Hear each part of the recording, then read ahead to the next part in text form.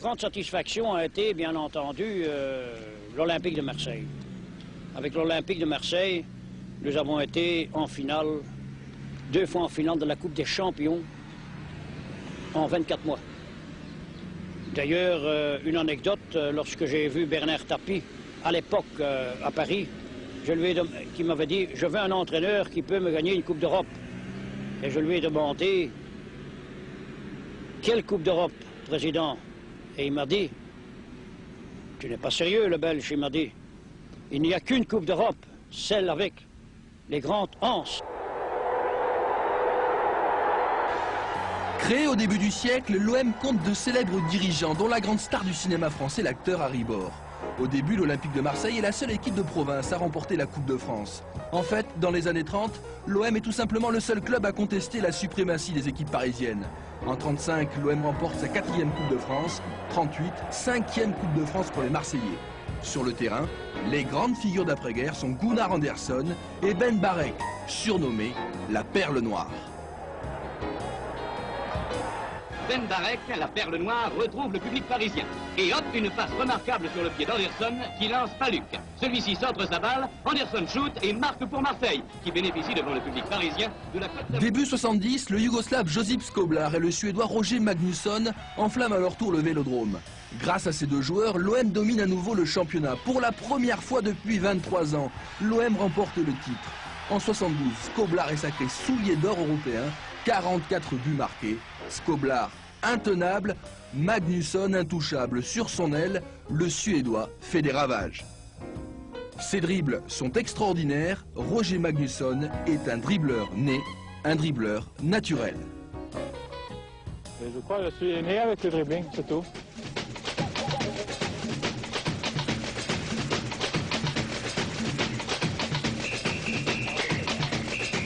Avides de stars et de nouveaux héros, les supporters marseillais sont comblés quand Jairzinho et Paulo César, champions du monde avec le Brésil en 70, débarquent sur la Canebière.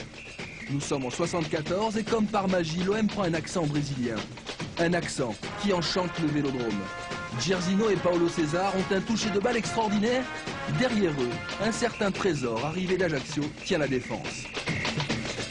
Les deux fantasques brésiliens ont laissé un grand souvenir dans le cœur des supporters marseillais, même s'ils n'ont pu, malgré la qualité de leur jeu, donner un nouveau titre de champion à Marseille.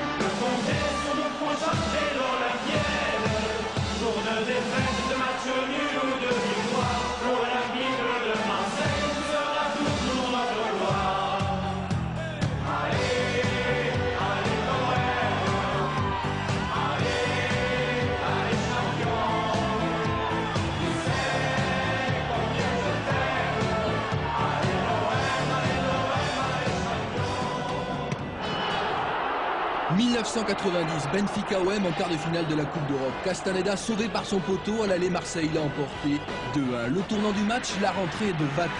L'OM est toujours qualifié, il reste 10 minutes à jouer et dans la confusion générale, Vata catapulte de la main le ballon au fond des filets. Le stade de la Louse explose de joie, les Marseillais qui ont vu la main crient au scandale. Vata, ce diable, a bien marqué de la main, mais l'arbitre belge n'a rien vu. Benfica est donc qualifié. On a perdu ce match parce que Benfica, effectivement, est un beaucoup plus grand club et plus ancien club que nous. Manager l'environnement d'une Coupe d'Europe, j'avais pas compris. Je vous promets que j'ai compris.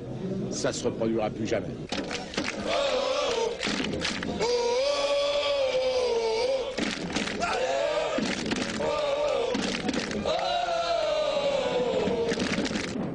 Un an plus tard, l'OM, une nouvelle fois champion de France, c'est une habitude, repart à la conquête de l'Europe. Le chemin s'annonce compliqué car il faut se débarrasser en quart de finale du redoutable Milan AC tenant du titre.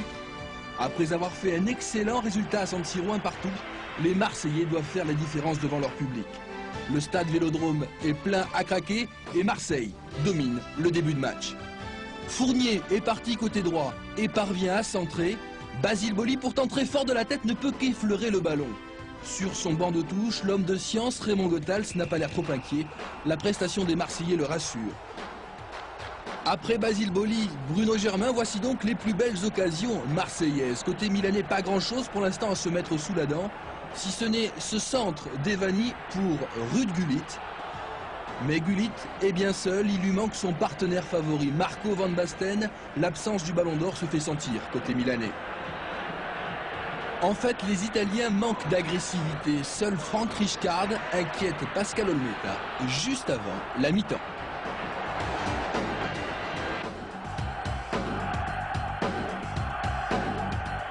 En seconde période, les Italiens, sans doute sermonnés à la pause, mettent la pression.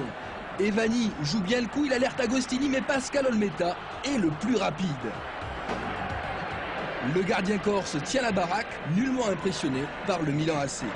Ses arrêts au cours de ce match seront déterminants, à l'image de ce face-à-face avec Evani. Ce duel à distance est somptueux, regardez.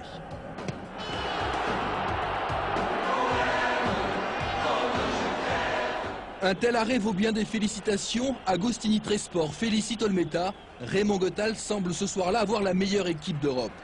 Il reste un quart d'heure à jouer. Rijkaard est parti en contre. Intervention Casoni qui relance proprement et alerte Abedi Pelé.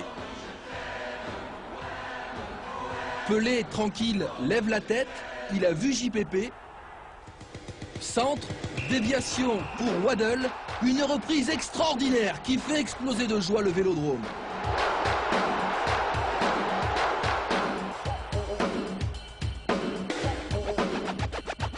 Ce but vaut de l'or. Il est inscrit par le meilleur ailier d'Europe, Chris Waddle. L'homme au pied gauche magique marque du droit dans un angle impossible. En quart de finale de la Coupe d'Europe, on croit rêver. Le Milan AC est KO. Coup de sifflet de M. Carlson et première grosse confusion. L'arbitre siffle un coup franc, les photographes pensent que c'est la fin du match. Le temps d'évacuer ce petit monde et la rencontre peut reprendre. Deuxième incident, panne de lumière. Un pylône vient de disjoncter mais le jeu continue. Marseille en contre avec Chris Waddle. Une chevauchée fantastique, un numéro extraordinaire de l'anglais. Une course de 70 mètres et un ballon qui vient mourir à 1 mètre, début de Rossi. Nouveau coup de sifflet de l'arbitre. Ce match n'est pas terminé mais il faut attendre le retour de la lumière. Les Italiens profitent alors de ce moment de flottement pour prendre la poudre d'escampette. Après un quart d'heure de discussion, de palabres, l'arbitre estime, lui, que le match peut reprendre. Coup de théâtre, les Italiens refusent de jouer. L'UEFA n'apprécie pas cette attitude antisportive. Une grosse amende pour le club de Silvio Berlusconi et surtout une suspension d'1 an de toute compétition européenne. Marseille a gagné son pari. Marseille est ivre de joie. Moi j'ai lu qu'on était un orchestre de bal-musette avant le premier match et qu'on allait rencontrer un orchestre symphonique de la Scala de Milan. Bah, finalement à l'accordéon on se démerde pas mal. Après avoir battu le Spartak de Moscou en demi-finale, l'OM rencontre l'Étoile Rouge de Belgrade à Bari. C'est tout ce que le footballeur de haut niveau désire dans sa carrière. Je crois que là, c'est le top. Et en vous endormant, vous allez la gagner, cette Coupe d'Europe? J'espère.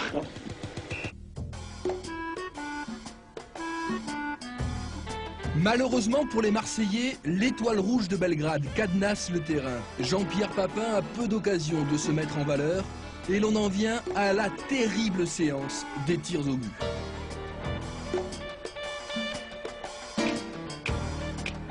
Manu Amoros face au gardien de l'Étoile Rouge de Belgrade. Stojanovic détourne, c'est le tournant de cette finale. Panchev, lui, ne ratera pas la cible. Belgrade l'emporte, 5 tirs au but à 3.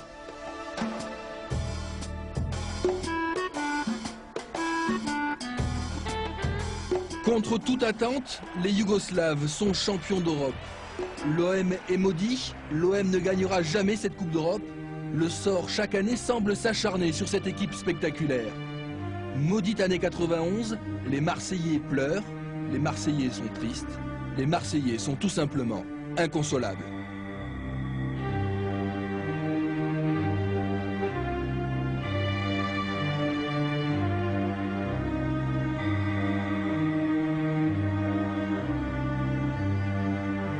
Je suis triste parce que j'ai vu mes joueurs pleurer, parce que j'ai vu des Marseillais pleurer et que j'ai envie de leur dire on va recommencer.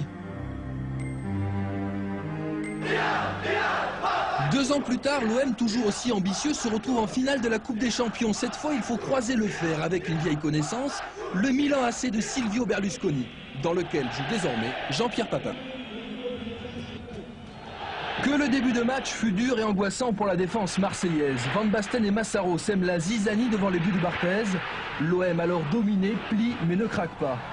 Une seule solution, les contres, Voleur et Boksic sont ici à leur tour à 2 doigts de trouver le chemin des filets. Par la suite, le match s'équilibre, mais les plus belles occasions sont milanaises. Le premier héros de cette finale s'appelle Fabien Barthez. 2 arrêts déterminants effectués avec beaucoup de sang-froid, sous les yeux d'un Raymond Goethals livide. Barthez, le plus jeune joueur de cette finale, âgé de 22 ans seulement, est dans un bon jour. C'est une des clés du match. Arrive ensuite la fameuse 44e minute fatale au Milanais. Basile Boli trompe Sebastiano Rossi, une tête extraordinaire du défenseur marseillais. L'OM a fait le plus dur, généralement la première équipe qui marque en finale remporte la coupe.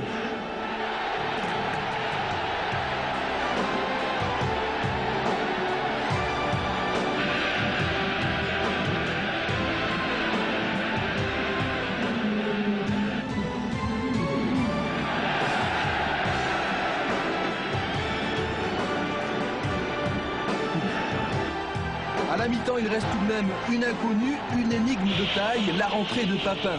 JPP a le masque des mauvais jours. L'avant-centre de l'équipe de France ne fera aucun cadeau à ses anciens partenaires. Cette première action en dit long sur ses intentions. 10 minutes plus tard, on retrouve Papin dans son style caractéristique. Une reprise de volée qui frôle les buts de Barthez. Marseille semble avoir cette fois-ci le coup de pouce du destin indispensable pour remporter ce genre de match. 22h05, M. Rothenberger siffle le coup de sifflet final. Marseille a terrassé la meilleure équipe du monde. Marseille est champion d'Europe.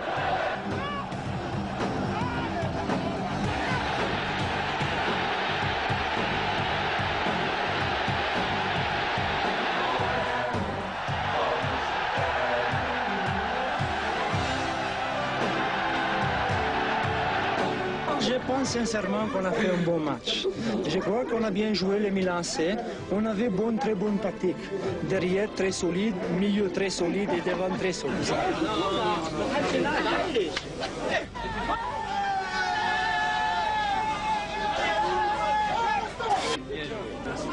Ciao Ruby. Le lendemain, Didier Deschamps offre aux Marseillais qui n'avaient pu se déplacer à Munich cette fameuse Coupe d'Europe. La première Coupe d'Europe remportée par un club français.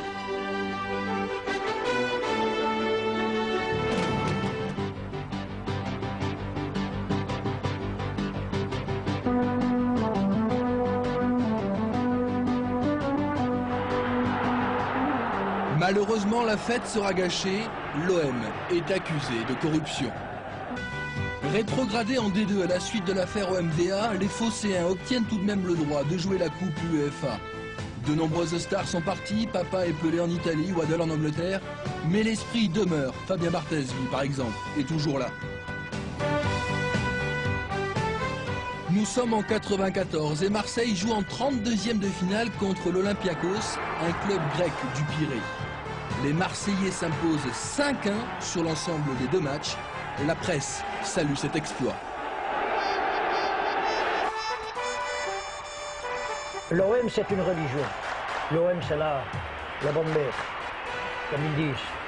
Combien de fois le public a fait la différence? J'ai toujours dit que le public, c'était le 12e et le 13e homme.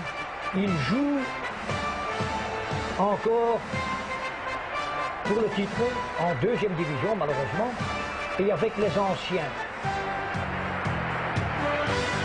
L'OM, c'est un mythe, il n'y a rien à faire, l'OM restera toujours et l'OM redeviendra un grand club. Depuis un siècle, l'OM fait rêver. Ce club a une âme immortelle. La nouvelle génération peut être fière de ses années glorieuses, de ce passé légendaire.